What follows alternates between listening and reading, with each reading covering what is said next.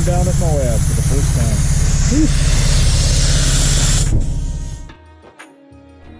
The first trail on this trip was Fins and Things. It was a great balance between obstacles and some fun trail riding. Here we go.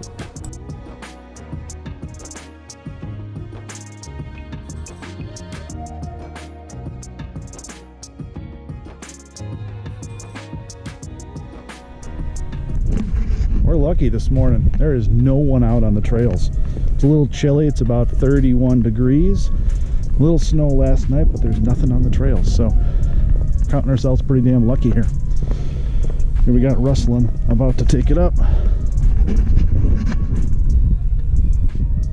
This was our first real taste of slick rock. Grabbing the steeper line, we crawled our way up to the top. Here in the gray JKU is Rustlin and his 3 sons. Following up here in the red JKU, that's Jeff and Josh. Jeff here is running on 1-ton axles and 40s, making stuff look easy. Hey Jeff. Coming up here on the first real obstacle of the trail was this steep, rocky drop-off. Nothing too crazy, just had to keep in mind some good tire placement and keep it slow.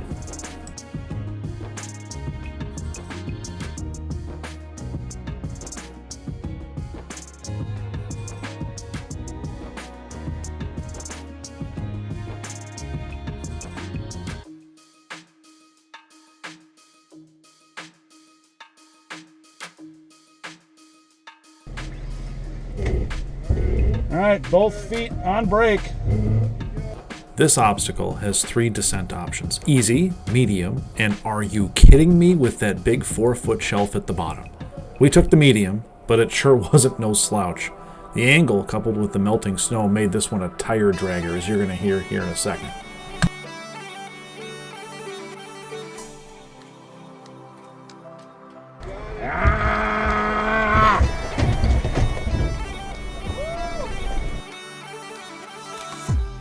An optional, harder loop, the wall, was our next turn. Again, nothing crazy, but the melting snow, as you can see here, added a little BAM to the climb.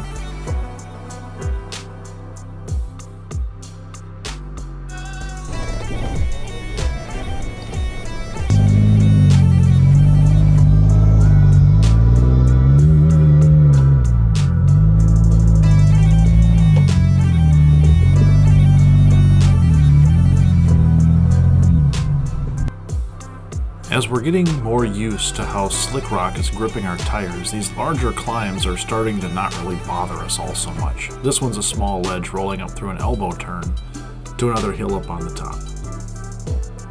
You can see following the trail is actually pretty easy because of the darker pigmentation on the rock from the tires. If you're ever lost, just look down.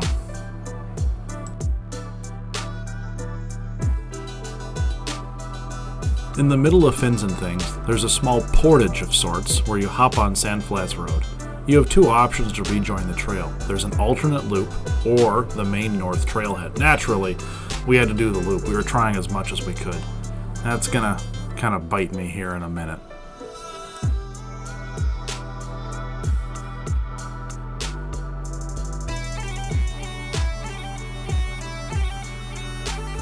Messenger a little bit.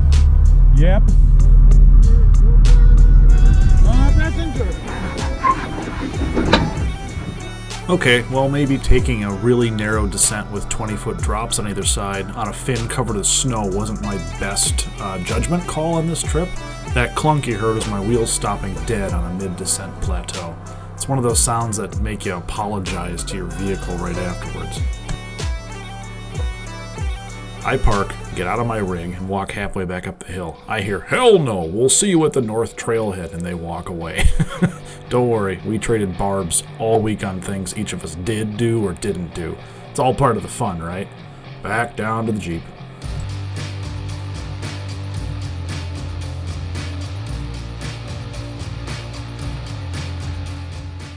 Well, went down on the Fins alternate route, and everyone went back to the road. So I'm back here in the back country, El Solo. It is pretty fun though. We bobbed and weaved our way through more of the trail, through some scenic fin descents, eventually getting here to Kenny's climb. The video doesn't truly show the 37-degree angle this puppy has, nor the hard blind left turn at the top, but that didn't stop some of us. Here we continue down through a gully, a little bit of water from the melting snow.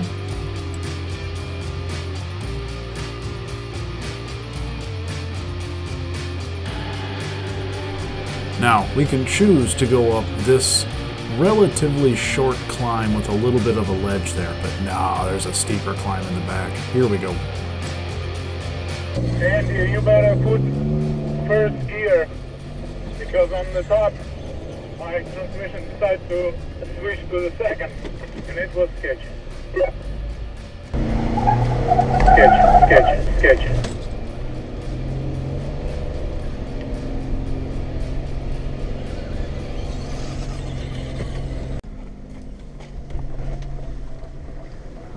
The last half of this trail just was up and down and up and down and up and down. Here's another turn to the left with a climb out of a water pool, so you don't have any speed nor real good traction, so you just gotta kind of move your wheels a little bit and keep moving.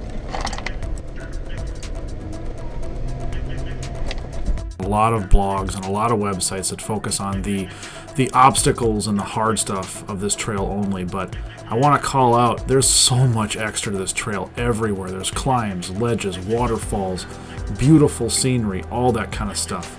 Here, right toward the end, is another little descent. This is not on any of the obstacle lists, but this is another really neat little drop down here. Russell helping us out with a little bit of a spot with that crack there at the bottom.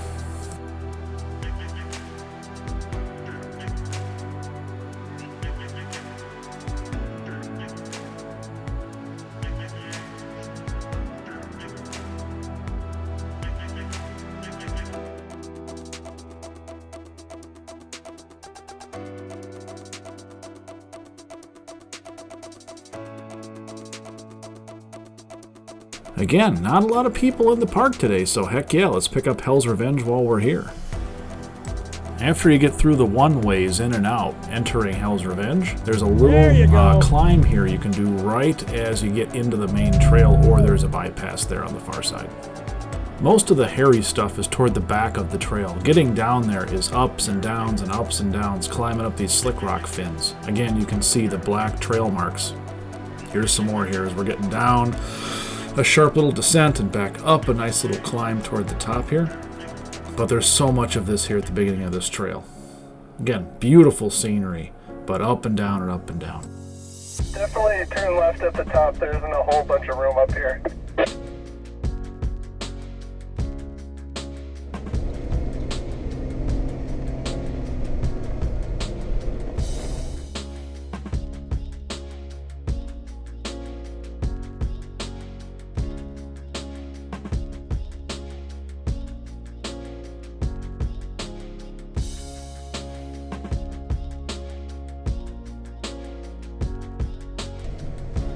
After a couple tight squeezes here against the rock, we come down into a viewpoint over Abyss Canyon.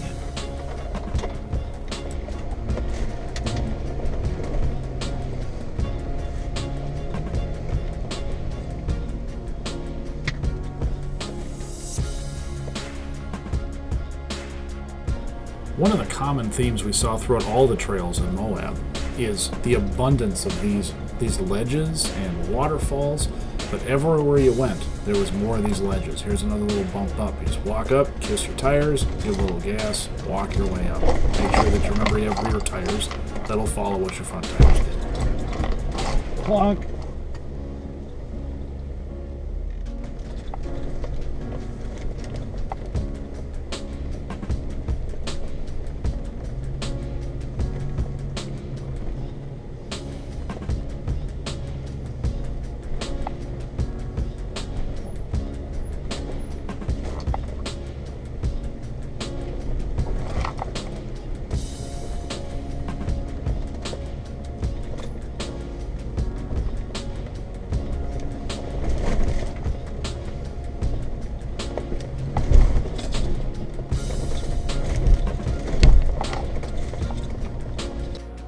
Nearing the backside of the trail, we get by these twin steep drop-offs. A little bit of water here as well, but again, you just follow the black streaks on the rock. Hell's Gate, the entrance here, is something we pass. We'll come back to that later in the video. It'll be fun, trust me. Also up here are entrances to all of the hot tubs. The hot tubs are the very deep depressions that you have a very short drop down and a drop in, and it's kind of tough if you get stuck. This one here coming back down, this is called Dragon's Tail. You see big signs saying, for God's sake, no matter what you do, stay between the paint. And then you go back down. This thing, I don't even know what the descent angle was, but you're amazed that you don't fall down because it's so steep. Now we kept the whole, hey, we got to drive these things home mantra going strong. This was a particularly difficult area called the Escalator. It's optional. One unlucky fellow got stuck in a elevated position for too long, started burning off oil. He was okay though. Coming back to Hell's Gate, this thing is no joke. We watched buggy after buggy slowly crawl up this thing. We saw a couple Jeeps that made it up about halfway and fell into a little gully. And then we turn around. Hey, where's Rustlin? I don't know. Where did he go? Oh no. Somebody get and spot him. So we ran down and ran this. This guy has no fear. This is a sport with open diffs, really good tires, and a fantastic driver. Here, you see him coming up, and my silly butt unfortunately sends him the wrong way. Funk. He falls into a hole. Little cut in the action here while we recover, and then he's going to pick back up and nail it like a champ.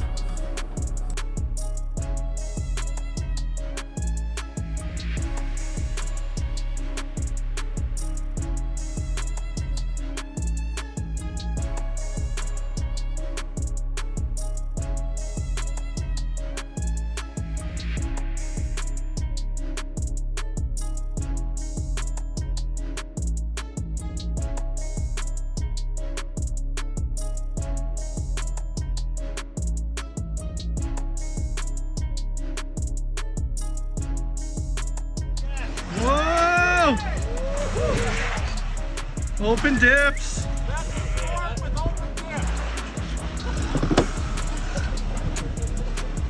Holy cow. Leaving Hell's Gate, we go through a bunch of fin climbs. This one here, right behind my Jeep, there was a crack in the fin and there was some rocks thrown down in it that were really narrow. Barely the width of your tire track, so that was a little interesting. Beyond here, we get to some rocky shelves, and then we start the big descent down the back half of the trail to get back down to the main access road. As you can see here, Rustlin popping up another rocky ledge. This was about 90 minutes of slow, methodical walking down steep, rocky drop-offs and shelves. Here's me working down. It may not look much from the video, but it's full of gaps, it's full of cracks, it's full of little drop-offs, rocks. Rustlin being a good spotter here, helping us down here, eventually make it down.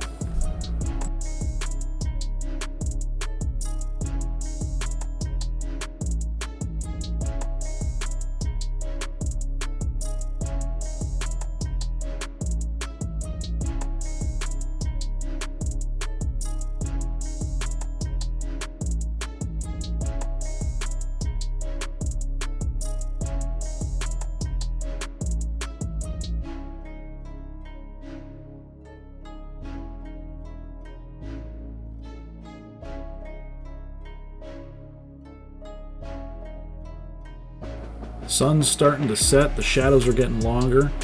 Finally, we reached the end of the trail. Oh, that was awesome. It was a long day of fins and things, then to Hell's Revenge, getting to the parking lot to decide if we're trying to air up or not, which we didn't, but then we called it a day. I really thank you so much for watching this video. Hopefully you got a little taste of what Moab would be. It's just so amazing. It's hard for me to appropriately be able to describe this to you. I really recommend grab a group of people, head on out to Moab when you get the chance. Definitely with a group, don't go alone. it's just breathtaking. So please, if you have any questions, please ask in the comments below. Otherwise, make sure you like and subscribe to the channel. There's a whole slew of these coming out. So I hope to see you back in the next video. Thank you. Have a good night.